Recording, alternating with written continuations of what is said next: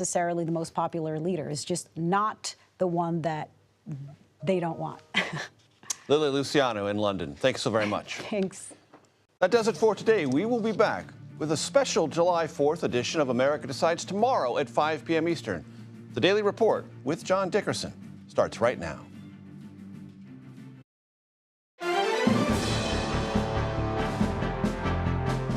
Welcome to the Daily Report for July 3rd, 2024. I'm John Dickerson. When in the course of human events have so many human events piled up on the eve of America's independence celebration? An incumbent president tries to reassure his party that his defeat is not self-evident. A Supreme Court term ends, putting new shape to American life and institutions, and wars rage and adversaries plot. Our Anthony Salvanto will join us to discuss our new CBS poll, letting facts be submitted to a candid world, and we'll get political perspective from Major Garrett. Adam Liptak of the New York Times will evaluate the court's term for us. Then another meeting between Russia's Putin and China's Xi as they strengthen their alliance against governments deriving their just powers from the consent of the governed. Plus, it's hot as a firecracker out west, and Hurricane Beryl rolls on. We'll update you on the weather and the hordes of travelers chasing life, liberty, and the pursuit of happiness this holiday. And finally, the first genuine Take Your Son to Work Day in the NBA. The Daily Report starts in a moment.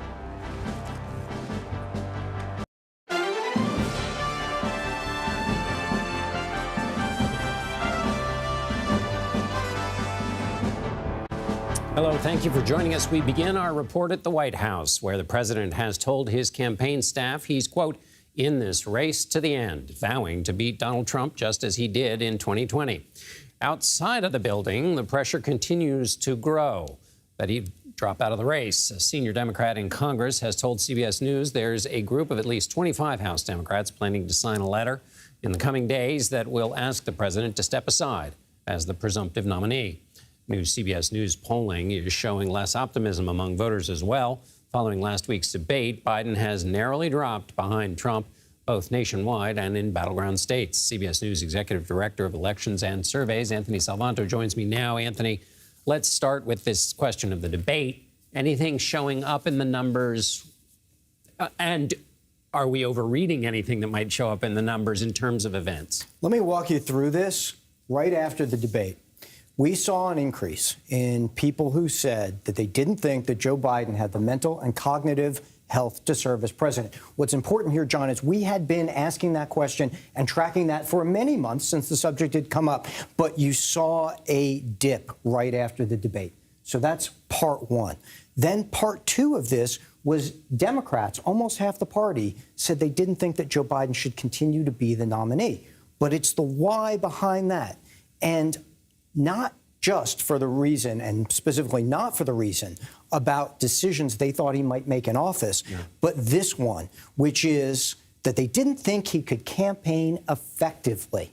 And that's important. You get a little bit of that strategic thinking there. They've been told they believe there's a threat to democracy on the ballot this year. And so I'm going to bring you back to this point right here, which is our latest poll. And this is kind of depressed turnout. Right now, Democrats less likely to say they will vote in this election. And that's one of the things behind those numbers you showed at the top. And going into the debate, Biden already had some difficulties with enthusiasm within his own party. So this is a problem on top of what was an existing problem on that enthusiasm question. Indeed. Right? Go ahead. Now, to the battleground state, to the top line number, how should we interpret that? Because somebody might say, well, gosh, all this fuss about the debate, sure, Trump is ahead a little, but he's not ahead by a massive margin. He's not ahead by a massive margin. There is a directional shift toward Donald Trump. That much is clear. In the battlegrounds, there has been a 4-point shift. There is now a 3-point Trump lead. Okay, how much do we make of that? It's more about the shift. On the other hand, we need to contextualize this with a campaign in which there are very few swing voters, in which more than 90% of each of these guys' current voters say they would even so much as consider the other candidate. So if you calibrate that within the range that this campaign could move, then you can read it as meaningful. Right. Small moves mean a lot. Anthony Salvanto, thank you so much, as always, Anthony. Thank you. Now I want to bring in CBS News Chief Washington Correspondent Major Garrett. Major, thank you. I'm going to ask you to help us understand some of the political thinking of various players on the Democratic side. But first, I'd love to get your wider picture, Major. Give me your read on the atmosphere with respect to this idea of Joe Biden not continuing his candidacy. John, I'm going to do something I almost never do. I'm going to quote from a fundraising email. The president just sent it out. Quote, "No one is pushing me out. I'm not leaving." That email needs to be sent out 6 days after a presidential debate that the Biden campaign sought and negotiated terms it considered most favorable to the incumbent president tells you all you need to know about the dire political circumstances surrounding the president. To have to say to donors and supporters within the Democratic Party, "No one is pushing me out, I'm not leaving," that begs the question that it's possible that he might be pushed out or that he might leave. That is a degree of uncertainty, John, that is not really tolerable for a presidential campaign of any kind. And the biggest casualty for the Biden-Harris re-election campaign has been lost time. As you know, there is one thing in every campaign that is most precious and not inexhaustible. It is finite in the extreme, time. You never get more of it. And when you have an entire week devoted to all these internal machinations and doubts and questions, and your opponent need say nothing, that is lost time that cannot be recovered. Politicians sort their positions in public through their own self-interest, obviously. Do they want to show loyalty to protect their future career in the Democratic Party? Do they want to speak out because they have a close race? Give us your sense of some of the calculations going on outside of the White House from Democrats who might be creating the conditions that have required the incumbent president to send out a fundraising email saying no one's going to push me out. John, you've asked the perfect question. It explains why so many people are asking, how did we get here? Well, we got here because Democratic members in Congress, Senate, governors who took a look at this race 18 months ago, maybe 24 months ago, didn't decide to challenge the president, did not want to take the political risk of challenging a sitting president, raising questions that would be uncomfortable about not the president's record, but about his fitness to serve out a second term. Only Dean Phillips did so, a relatively unknown member of the House, who didn't say, "I should be the next nominee for the Democratic Party," but said, "I know other Democrats have some of the same concerns I do. They should get into this race and call the question." That did not happen, which gave the president a completely uncontested approach to what he now stands on the cusp of, nomination, renomination by his party. At the very same time, the logic of that renomination has never been more in doubt. Normally, I wouldn't ask you this question because it's speculation beyond the facts, but calculations about whether to change horses midstream are based on how an alternate scenario might play out if Biden doesn't run. So with that long caveat, if Biden drops out, what happens to his delegates if he does, and how messy is that as people think through whether that's a road that's even available? Sure. So just so everyone understands, there is nothing that shackles Democrats legally as delegates to President Biden's renomination. Democratic National Committee rules are very clear that they should reflect in good conscience, that's the terminology, the results of underlying caucuses and primaries, all of which the president has won. So, by orientation and by accordance of Democratic National Committee rules, unless President Biden takes himself out of consideration for nomination, those delegates will vote for him. Now, if the president steps down, entirely speculative, and endorses Vice President Kamala Harris, there is also a strong motivation within the Democratic Party to take very seriously that endorsement and probably follow with those delegate allocations in kind. Not a certainty, but a high probability. If, under the very speculative scenario, John, the president were to say, "I'm not going to accept the nomination, I'm not going to endorse my vice president, and I'm going to leave it completely open," then the delegates would be free to pursue whatever interests they wanted to, vote for whomever they thought would be best to represent the Democratic Party. That would be a free-for-all for the history books. Indeed, it would. Major Garrett in Washington, D.C., thank you so much, as always, Major. Sure. Jamaica's prime minister has declared the island a disaster zone for the next 7 days as Hurricane Beryl touched down Wednesday. You can see the Category 4 storm's eye wall, which consists of the strongest winds and rain, brush past the very southern coast of the country. Beryl has already devastated other islands in the Caribbean, killing at least 6. Tom Hansen has been following this storm from Montego Bay in Jamaica and has the latest on conditions. Tom? Hey there, John. Well, we're in Montego Bay on the northwest side of the island. If you want to know how quickly things can turn in a hurricane, take a look at this. This water this morning was glassy and clear and perfect. Now it is rough, and guess what? It is only expected to get worse. You know, Beryl is showing just how ferocious it can be. And take a look over here. We're on a low-lying part of the land. That's one of the main roads around the island that is super vulnerable to storm surge, which is a major concern. Now, also equally concerning, the amount of rain that this area is supposed to get. Forecasts show that it could get up to 1 foot of rain, and gusts could be we've seen between 125 all the way to 150. So there is definitely the risk of flying debris as well. As I said, the situation is only expected to get worse from here. We'll be following it. John? Tom Hansen in Montego Bay, Jamaica. Thank you, Tom. A county in Northern California is under a state of emergency as a major wildfire burns through the area. The Thompson Fire has burned through more than 3,500 acres in Butte County since it started Tuesday morning. That's almost the size of LAX Airport. Some 28,000 people are also under evacuation orders. Elise Preston is in Oroville with the latest. Elise? John, this is just one of at least 3 homes that have burned to the ground here in Butte County. Raging flames have consumed more than 3,500 acres, and firefighters tell us this fire is 0% contained. The fire is so out of control, 28,000 people were forced to evacuate.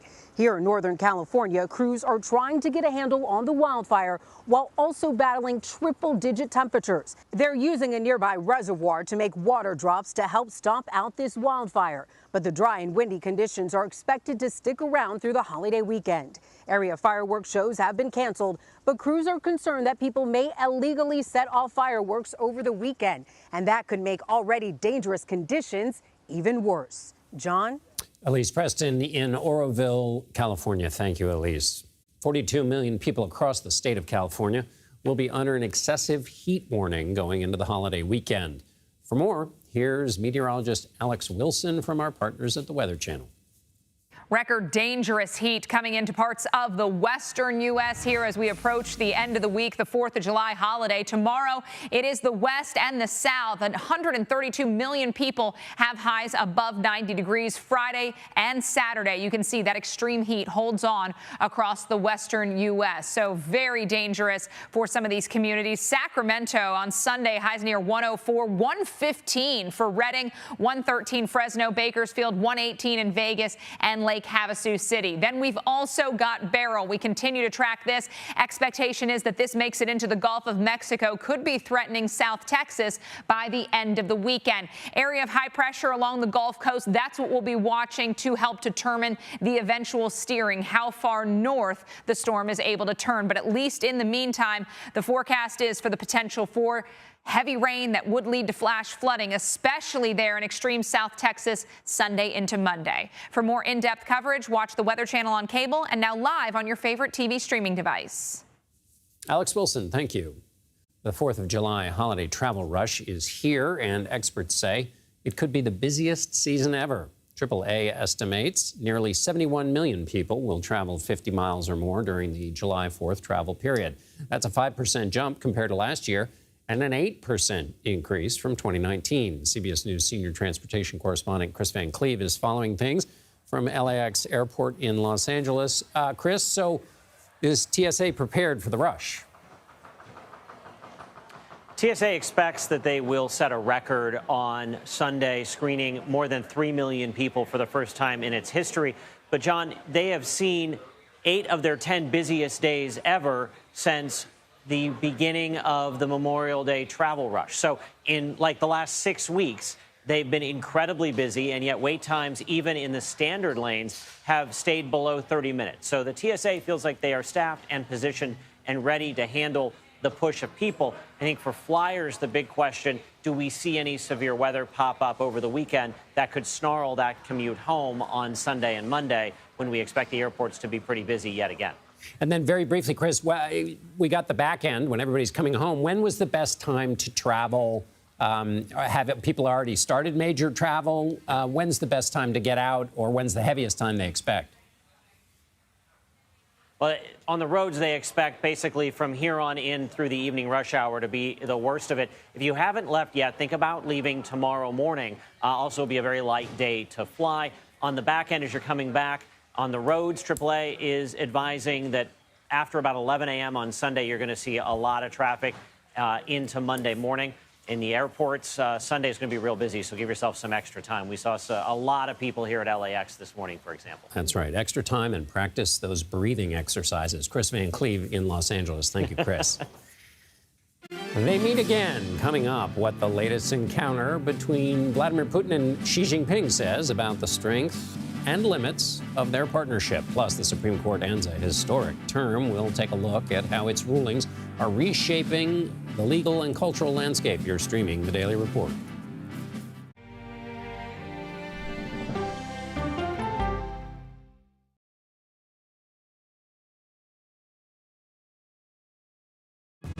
Coming up, our series. Wait a minute. Tom, is that you working the camera? Keep leaning out of your close-up. Your morning routine just got better. CBS Mornings, weekdays at 7.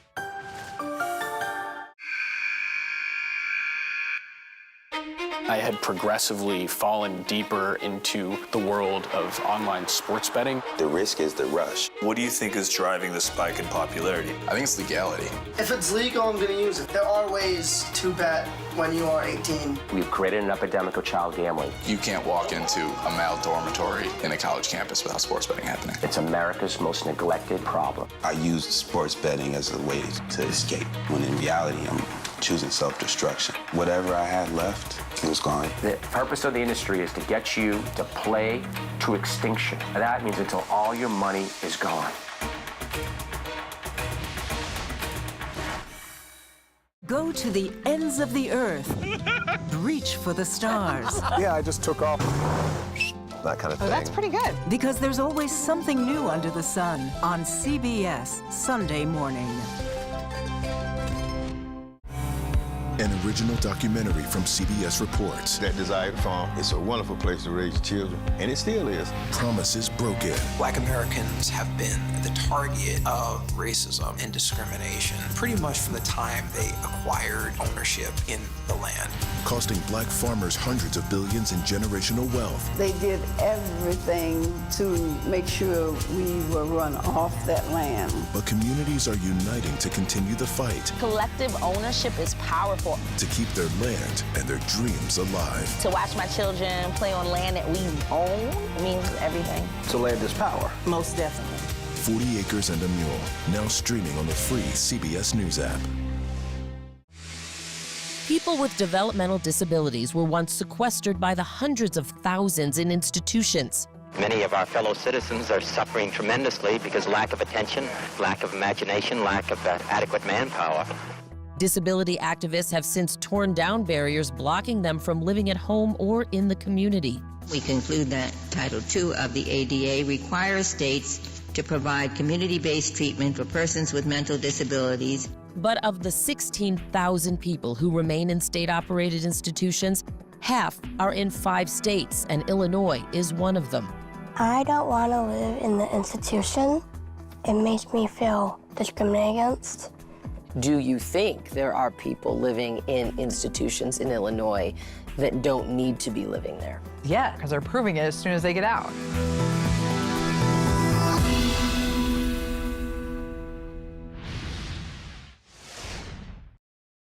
Fighting along Israel's northern border with Lebanon is intensifying as IDF officials continue airstrikes in southern Gaza after ordering more evacuations. CBS News foreign correspondent Holly Williams has the latest. Good evening, John. Israel says it killed a senior commander in the Hezbollah militant group today in southern Lebanon with an airstrike, fueling fears of a possible war between Israel and Hezbollah. Israel says the commander was responsible for firing rockets into Israel from Lebanon. Hezbollah, like Hamas, is backed by Iran. And since the October 7th attacks, there's been an uptick in sometimes deadly tit-for-tat fire along Israel's northern border with Lebanon. Hezbollah says it won't stop until there's a ceasefire in Gaza. And Israel's defense minister said today, quote, "If reality forces us, we will know how to fight." U.S. officials are working to prevent a full-scale war between the two sides. Meanwhile, fighting is still raging in Gaza, despite Israel's Prime Minister Benjamin Netanyahu saying earlier this week that his country's military was, quote, "advancing to the end of the phase of eliminating the terrorist army of Hamas." 28 people were killed in Israeli strikes in 24 hours, according to the latest update from the Hamas-run health ministry. John. Holly Williams in Tel Aviv, thank you. Now to a digest of some other foreign news. Turkey has closed its main border crossing with Syria after a group of Syrians attacked Turkish soldiers near a military base. The incident comes amid a rise in anti-Syrian riots across Turkey. Police have arrested more than 450 people in the past few days who are accused of targeting Syrian homes and businesses. Turkey's president has accused his political opponents of stoking violence against Syrian refugees. Police in Kenya arrested more than 270 people accused of robbery and destruction of property in the midst of anti-government protests. Most of the arrests took place in the capital city, where last week demonstrators set fire to the parliament building to oppose planned tax increases. Kenya's president has since pulled the tax proposal. Protesters are calling on him to resign. Indian authorities are blaming severe overcrowding and a lack of exits after dozens were killed Tuesday in a stampede at a Hindu religious festival. A local official says a crowd of worshipers rushed at a preacher as he came down from the stage. At least 121 people are dead. This is India's 10th major stampede in the last 2 decades. The leaders of Russia and China met Wednesday for the second time in 2 months. Russian President Vladimir Putin and Chinese President Xi Jinping shook hands on the sidelines of the Shanghai Cooperation Organization Summit in Kazakhstan.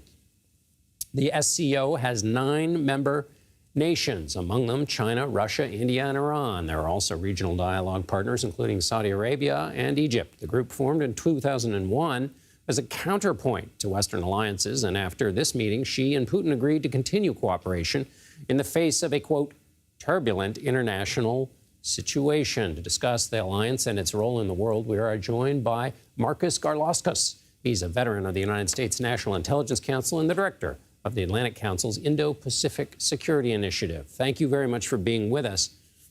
How has Russia benefited? Thanks for the opportunity.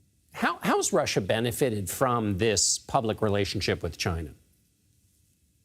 So they benefit in a variety of ways mutually. First and foremost, the alignment of Russia and China allows them both to challenge U.S. leadership as well as the international systems that were put in place after the Second World War. Essentially allows them to reshape the strategic environment that the U.S. and its allies and partners face. In addition, this allows China to support Russia's war against Ukraine, providing the resources necessary to be able to sustain those operations, to continue to drain the resources of the West and again, pose the challenge to U.S. leadership. And so there's sort of the transactional nature of the interstate commerce the two have to do with each other. And then there is the larger project, which you mentioned, which is sort of combating the West. How much is this alliance and these other nations that are there, how much is that a part of that larger project? And how robust is that? I mean, in other words, is it rhetorical or is it really an active effort to dominate the Western nations? Yeah, I think it's more an effort to disrupt and to dominate within their regions. It's not the idea that China and Russia are going to divide up the world together and rule, but it's the idea that they're going to upturn the order, particularly the regional order in their respective regions. Russia wants to reshape the situation in Europe. China wants to, quite literally move the goalposts in the Indo-Pacific. And so they each have that common interest in promoting a breakdown of the international order, a distraction and pulling the United States in different directions. So I think there is a great common cause there. But you're quite right to note the fact that there is a transactional aspect to this. That I would argue the trust between Beijing and Moscow is not particularly deep. The institutions are not particularly strong, and so much of this is also, as I think you alluded at the beginning, personalized to Xi and Putin themselves. And so different leaders, if either one of them leaves the scene, I think that could lead to some changes in how the relationship works. But the basic fundamental principle that they're both aligned at wanting to upend the order in their regions and challenge the United States, I think that's where you really see the strongest alignment. Marcus, you mentioned China's goals, or goalpost moving, I should say, in the Indo-Pacific. Is there any way in which Russia helps China with that goal of its?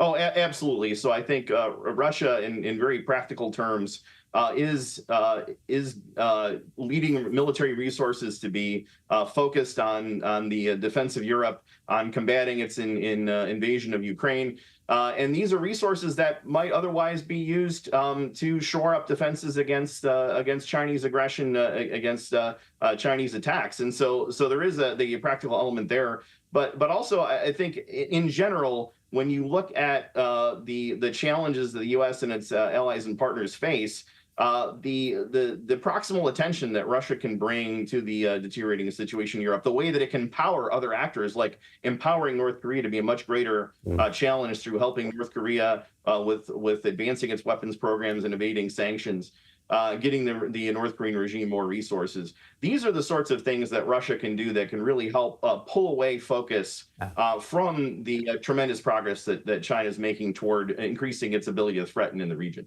And final question for you, Marcus. India's prime minister is not attending this year's summit. Does that mean anything? And place India, if you would, for us in this alliance, but particularly with respect to the project that Russia and China have in destabilizing the West? Yeah, so I don't think India shares that goal. And India is assiduously non-aligned. Not necessarily neutral per se, but it does not have military alliances, but it has a range of strategic partnerships. But I would say we've seen a marked move by India away from Beijing, away from Moscow, as they've escalated their threats to the international order, and as they've behaved in ways that have directly threatened China's interests. When you look at the use of aggressive force and incursions by China to try and change the border between India and China. That's one very proximal example. But in general, Russia's aggression toward Ukraine has caused a lot of problems, a lot of challenges for India as well. Wants to maintain those relationships with Beijing and Moscow, to be sure, but does not want to be associated with this project of trying to upend the world order, or to be seen as helping enemies of the United States or other U.S. allies and partners. Marcus Garlauskas with the Atlantic Council. Thank you so much. Thank you. There's an old myth about frogs in boiling water not recognizing the heat as it increases. It's a myth, but frogs are showing signs of responding to saunas. Chytridiomycosis is a serious fungal infection that can cause frog skin to grow up to 40 times thicker than usual. In a study published last week, Australian researchers treated the amphibians using 100-degree boxes made from black bricks that mimic saunas. The scientists found that heat accelerated the healing process. Frogs typically die within 3 weeks of becoming infected with the disease. However, after 15 weeks, 70% of the frogs using the saunas were still alive. So, to break it all down, saunas cause happier frogs and less croaking.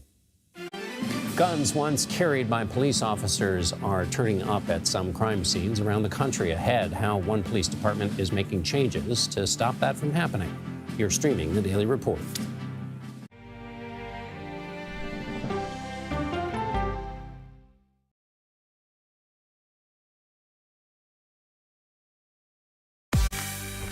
On our places, right bright, shiny faces. When you wake up in the morning, we want to be your go-to team. Nate has one of the quickest minds I've ever seen. Tony has a way of making people feel comfortable. Gail has this unbelievable knack to ask the question that you're asking at home. I've been told I could talk to a tree, and that's pretty much true.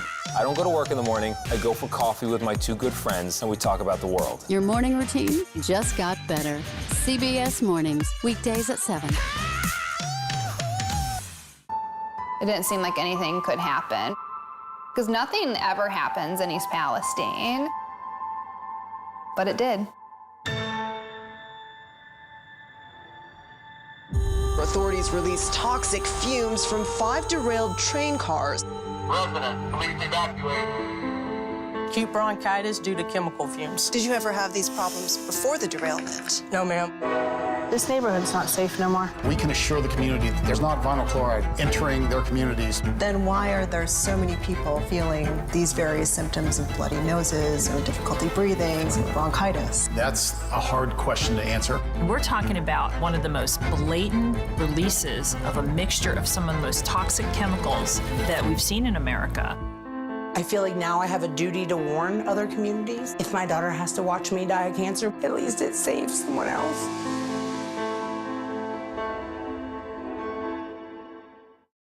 This case. It's like a screenplay, something straight out of Hollywood. But it's not fiction. It's 48 hours. Human remains found this week. 4 families shattered. There's no physical evidence. The mystery would haunt investigators for years. There's some questions that have to be asked and need to be answered. Like a John Grisham novel. A gripping true crime original. 48 hours. Now streaming on the free CBS News app. Stories that inform. You can be really old at 60, and you can be really young at 85. Inspire. How do we unlock the power within ourselves to be who we want to be? And brighten your day. The best part of fame is making people feel good. Always send the people home happy. Make every day a little more like Sunday morning. Here comes the sun. Stream now on the free CBS News app.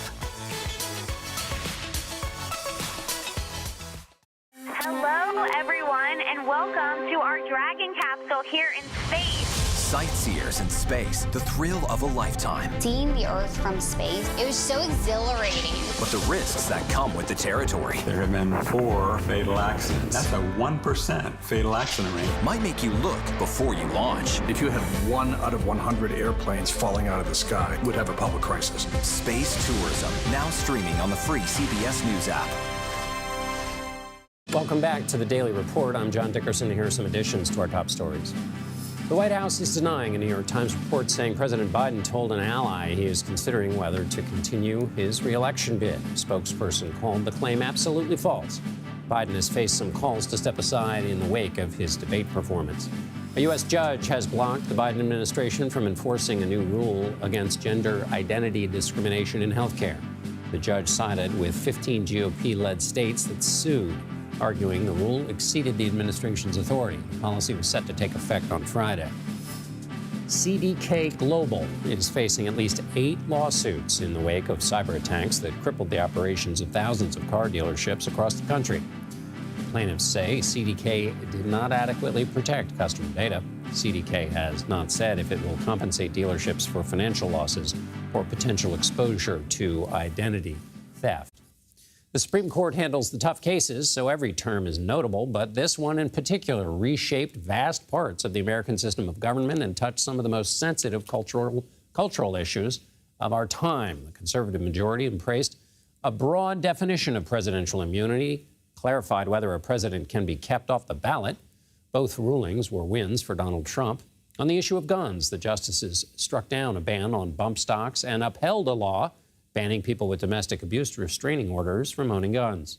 On abortion, the justices rejected a challenge to the abortion pill and ruled to allow the procedure during medical emergencies in Idaho. And when it comes to the power of federal agencies, a sweeping ruling limited their power.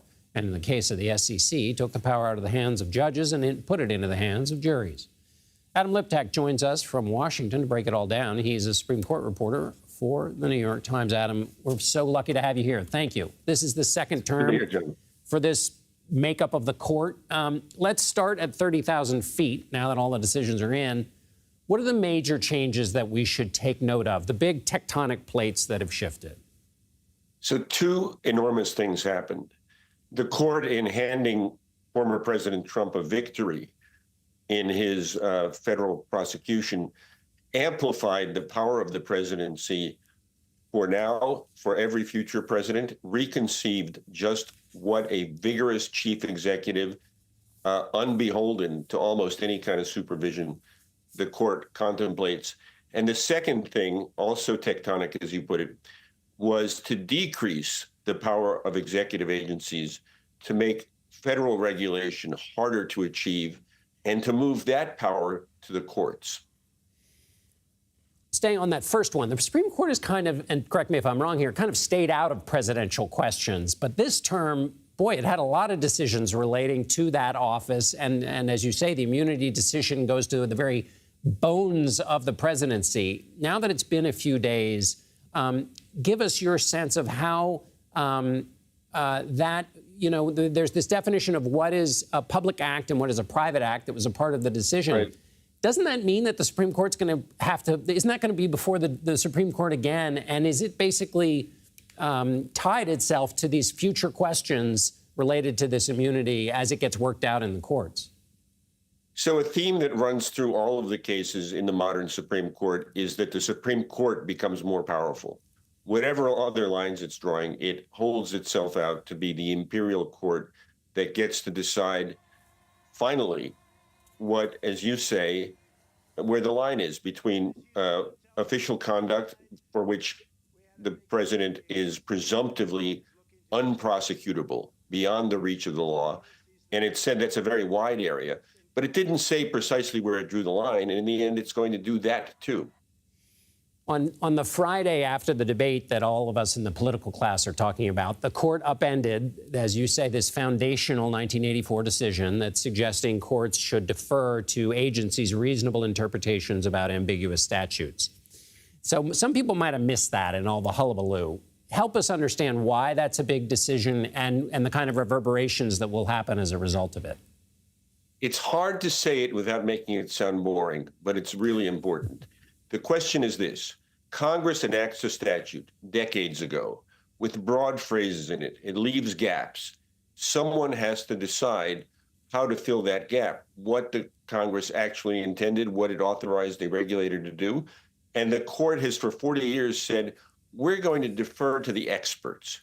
We're going to let the people who really know what they're talking about at the EPA, the FDA, the SEC, decide what the law means. The Supreme Court has thrown that overboard, doesn't want, they might say, unelected bureaucrats deciding what the law is. They say they'll do it. And that's not a wholly unattractive idea. It is up to judges, after all, to say what the law is. But these judges are generalists. They're not experts in very complicated matters.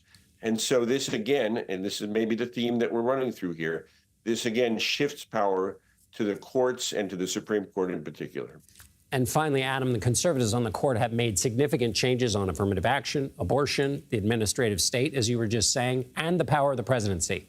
And the former Trump White House counsel, Don McGahn, told the New York Times that this was, quote, none of this was an accident. What does he mean by that? Oh, for decades, the Federalist Society, the conservative legal group, has identified and groomed candidates like the three justices appointed by Donald Trump, who were really committed to a few key areas, among them, and maybe, even more so than abortion, these kind of deregulatory attacks on what they call the administrative state was at the top of the agenda. It really goes back to the Reagan administration, his Attorney General Ed Meese, and this last term was the culmination of that decades-long conservative legal project. Adam Liptak of the New York Times. Thank you so much, Adam, and thank you for all your reporting. Some police departments across the country are reconsidering what they do with their used guns. Earlier this year, CBS News teamed up with the independent newsrooms The Trace and Reveal and found law enforcement agencies routinely sell their guns when they upgrade their arsenal. Between 2006 and 2022, more than 52,000 weapons once used by police were connected to crimes. CBS News correspondent Stephen Stock has more on how one department is changing its policy. The last 5 years has been the highest level of gun violence in the history of the city. In May, we walked with Reverend Charles Harrison and his volunteers, keeping an eye out and showing a presence to help make Indianapolis safer. Then in June, in this same neighborhood, 2 people were killed in separate shootings 5 minutes apart. Too many guns on the street. Including guns once owned by police departments. Our investigation found many law enforcement agencies sell or trade in their decommissioned guns. One sold by a California Sheriff's Department turned up in Indianapolis at the scene where 19-year-old Cameron Brown was killed. Since our investigation, Indianapolis Chief Christopher Bailey issued an administrative order directing his staff to stop selling any department-issued guns. So we're going to let our feelings be known to the mayor. We followed up with Reverend Harrison, who says he backs the chief's decision. We're going to do our part to assist Chief Bailey to no longer sell old police guns. Candace Leslie, Cameron's mother, also applauded Chief Bailey's action. It just restores to me a little hope that they are hearing our voices as far as who the people that are being affected. And hopefully we all work together to see a change here in Indianapolis. And in Minneapolis, Police Chief Brian O'Hara changed their policy by issuing this administrative order. It says Minneapolis police will no longer sell firearms owned by the department. I don't want us to be in a position where a weapon that was once in service for the police department here is then wind up used in a crime. While federal law enforcement is required by law to destroy their old weapons, many local police agencies continue adding guns to the streets. Stephen Stock, CBS News, Indianapolis. Thousands of people are still recovering from devastating storms that left parts of Switzerland and northern Italy underwater. Take a look at this video from the northern Italian commune of Noasca. Storms caused extensive landslides, and the torrential rain flooded a nearby river, unleashing a water bomb into the town. The severe weather has killed at least 4 people across Italy and Switzerland. A leadership change is expected in the UK after voters head to the polls Thursday, July 4th, for parliamentary elections. The Labour Party is still significantly ahead with 39% of the vote.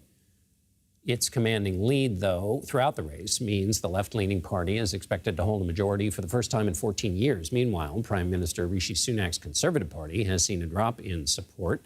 Its polling is only 5 points ahead of the far-right Reform Party, which is expected to get its first parliamentary win since forming almost 6 years ago. Some countries in Europe are testing out having employees work less with 4-day work weeks. Greece, however, is going in the opposite direction. The country on Monday moved to a 6-day work week. The change applies to businesses that run 24 hours, and it is optional for employees.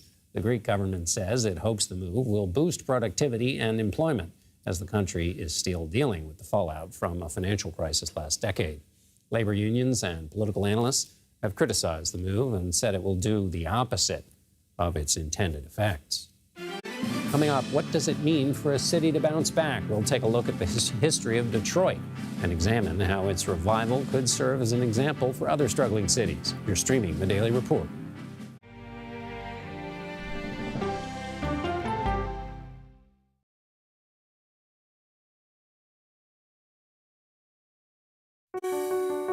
Washington is the seat of power. National security, foreign policy, global economics, every story comes through Washington in some way. We bring some of the most powerful voices in America to the table. We don't just ask the questions, you have to go deeper. We try to understand what's at the heart of the issue we're talking about, to then come forward with solutions. Face the Nation on CBS. The justices ruled that Harvard and the University of North Carolina violated the Constitution. In the aftermath of the Supreme Court decision to end affirmative action in college admissions, uncertainty sets in for some students of color. Affirmative action really gave us an equal opportunity. CBS Reports explores the historic decision and what it means for those chasing an opportunity to change their lives. I knew that college was the ticket to break this cycle. The end of affirmative action, now streaming on the free CBS News app. America Decides is your place for fact-based, unbiased reporting. At the White House, at the Capitol, on the campaign trail. What do you say to those in your party? Any cracks in the Republican Party? Our reporters and our anchors travel the country talking to voters like you about the issues that matter most. Immigration is really a factor right now that are going to be driving your decisions. What would you say to those who say, look, that's just democracy at work? Listening to you and bringing your voice into our coverage. I want a strong, proud America. Is democracy on the ballot in 2024?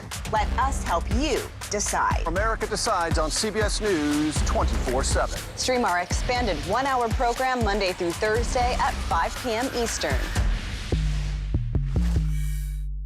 An original documentary from CBS Reports. AI is among the most world-changing technologies ever. Curing diseases, scientific breakthroughs, making lives better. They can help us with medical discoveries, scientific discoveries, doing better agriculture, having cures for things like Alzheimer's. It's also going to really transform the way we work.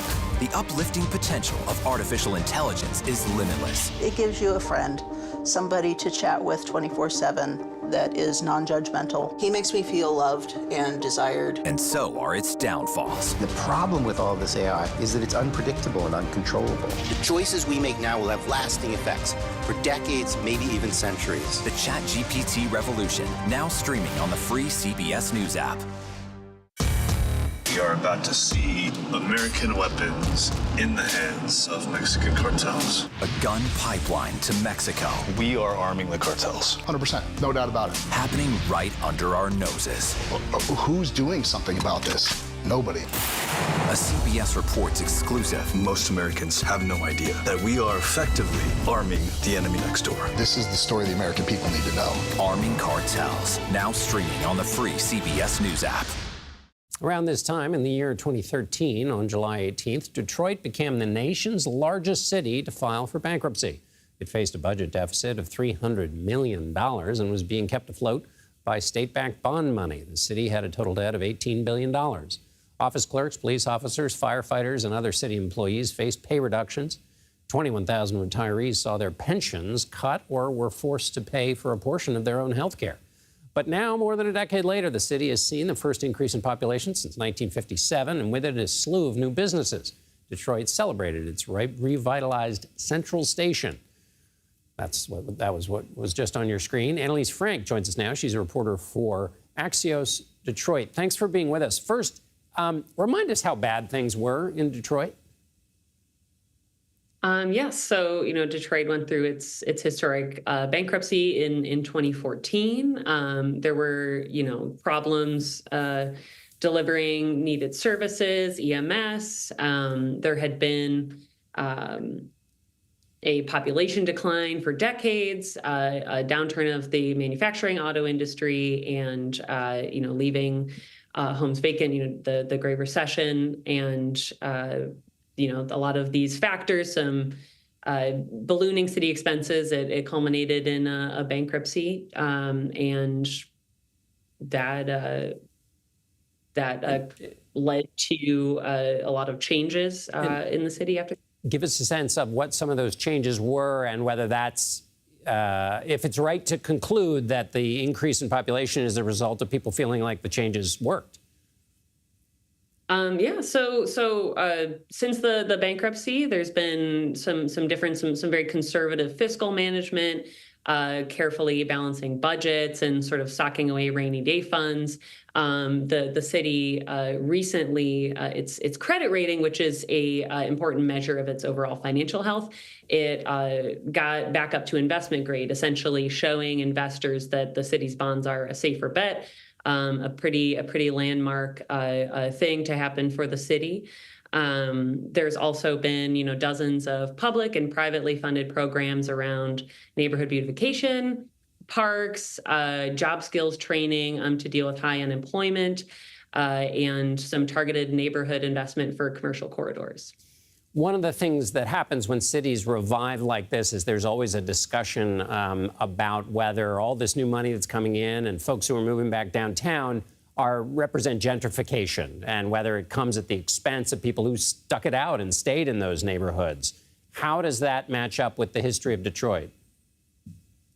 Yes. So there has been this narrative of sort of two Detroits between downtown and the neighborhoods, and sort of concerns that a lot of the revitalization in Detroit has benefited greater downtown mostly. This is something, that Mayor Mike Duggan has pushed back against a lot, especially in recent years, focusing sort of programming and speeches around investment in the neighborhoods. So it's certainly something that his administration has been battling against. There are still, concerns about, who are we giving our tax incentives to? Some concerns about billionaires getting tax incentives versus, the city still, has very high poverty rate. And so a lot of those discussions are still ongoing. There's a lot more to be solved.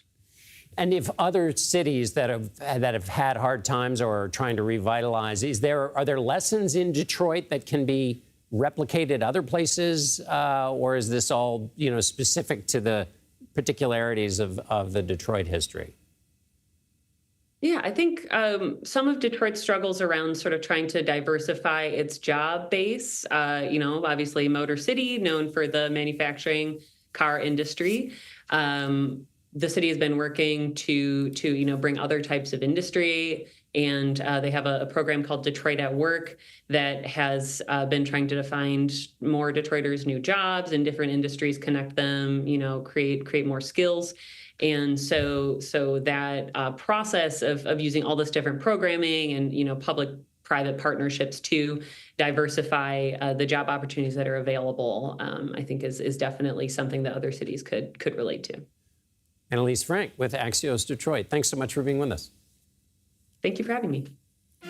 Still to come, a pair of rookies have made the WNBA All-Star team. Fans helped one college star make the lineup for the game. We'll tell you who. You're streaming the Daily Report.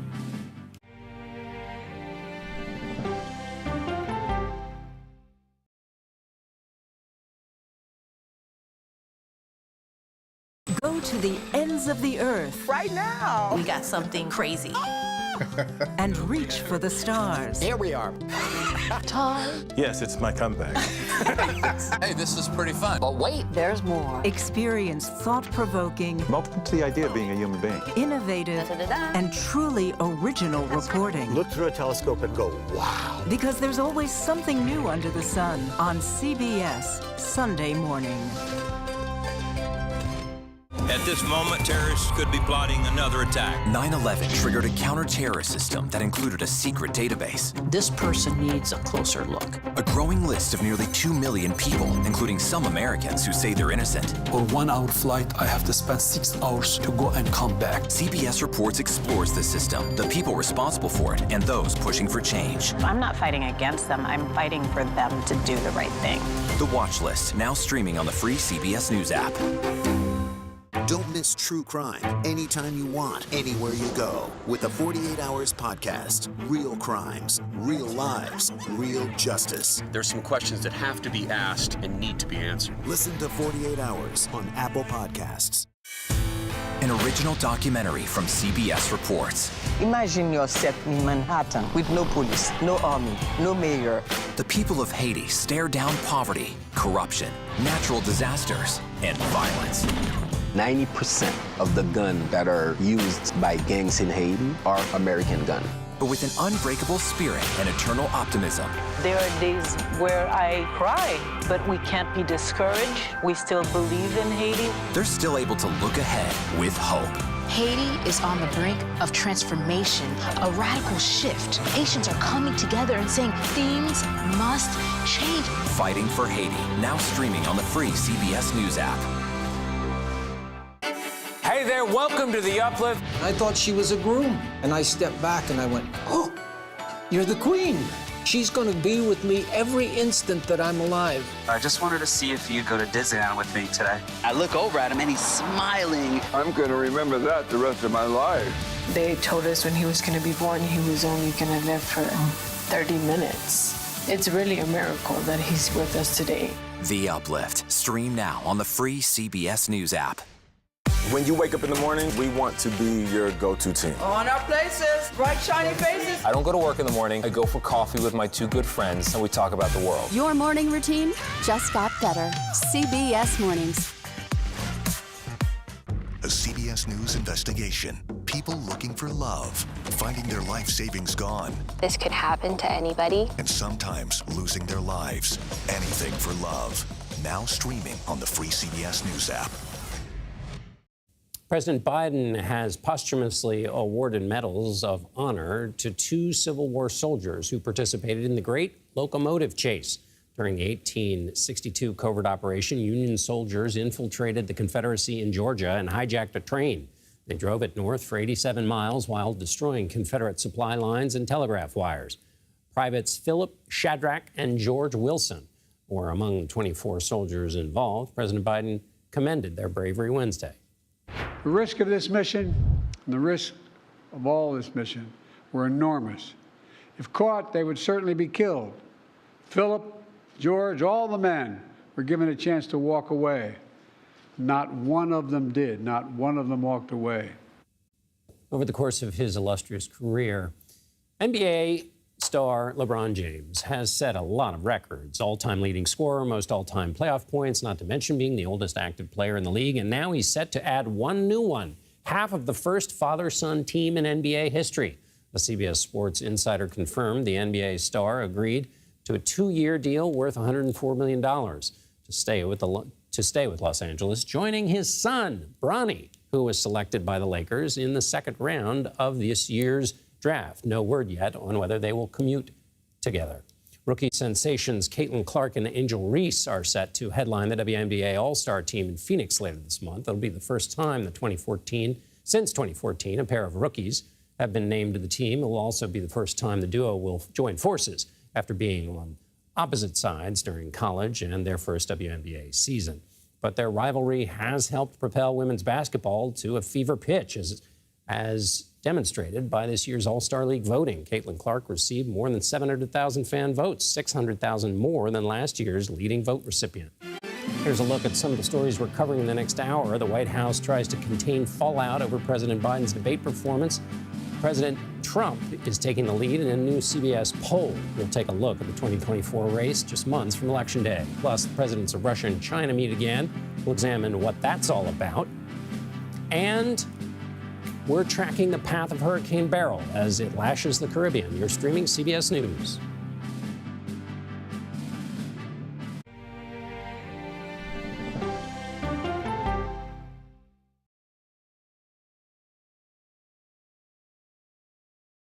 Okay, so let's just start at the beginning. Well, let me start with this. What is it?